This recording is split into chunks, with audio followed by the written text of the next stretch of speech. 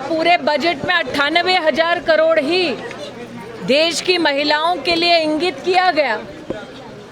लेकिन नरेंद्र मोदी जी के नेतृत्व में भारत सरकार ने 2022-23 के बजट में 1,71,000 करोड़ रुपया देश की बहनों के उत्थान के लिए समर्पित कर भाजपा की सभी कार्यकर्ता बहनों का गौरव बढ़ाया है।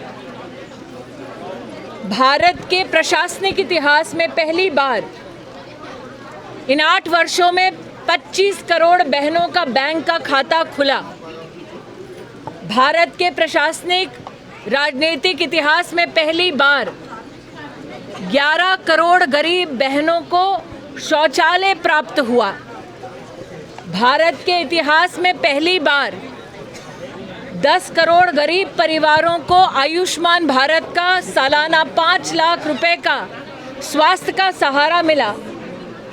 और जब वैश्विक महामारी कोरोना ने हिंदुस्तान पर भी विश्व के अन्य देशों की तरह दस्तक दी, तब भारत एकमात्र ऐसा देश बना जिसने 25 महीने 80 करोड़ नागरिकों को घर तक मुफ्त का राशन पहुंचाया।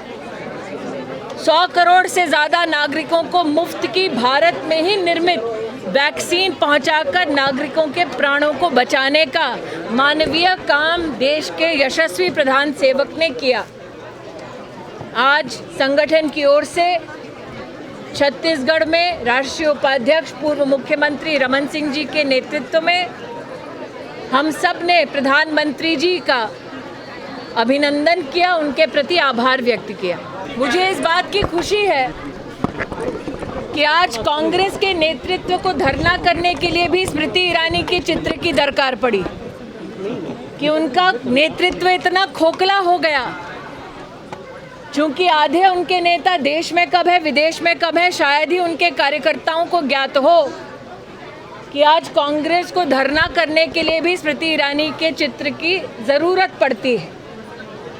लेकिन जब राजनीतिक चरित्र देखें तो ये सत्य है कि पेट्रोल में 9 रुपये, डीजल में 7 रुपये घटाकर महंगाई का भार जनता पर ना पड़े इसलिए 1 लाख करोड़ का बोझ माननीय प्रधानमंत्री जी ने स्वयं भारत की सरकार पर रखा।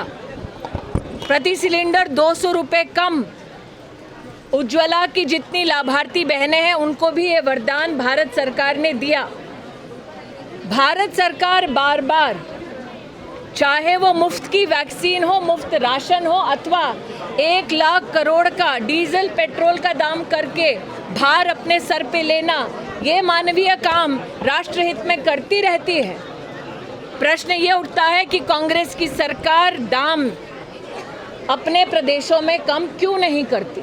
मैं इतना ही कहना चाहती हूँ, 50 साल तक अमेठी में मिल्कियत रही एक ख़ानदान की और उसका परिणाम ये कि 2014 से पहले अमेठी में 80% घरों में बिजली नहीं थी। आलम ये था कि 80% घरों में शौचालय नहीं था। आलम ये था कि अमेठी में कलेक्टर का ऑफिस तक नहीं था। आलम ये कि राहुल गांधी विश्व का भ्रमण करते और अमेठी का पहला पासपोर्ट केंद्र नरेंद्र मोदी और सुषमा स्वराज ने बनाया। और इसी के कारण आज स्थिति ये है कि जो गांधी खानदान का गढ़ रहता था, विधानसभा के चुनाव में 5 विधानसभा में से 4 विधानसभा में कांग्रेस पार्टी की जमानत जब्त हुई।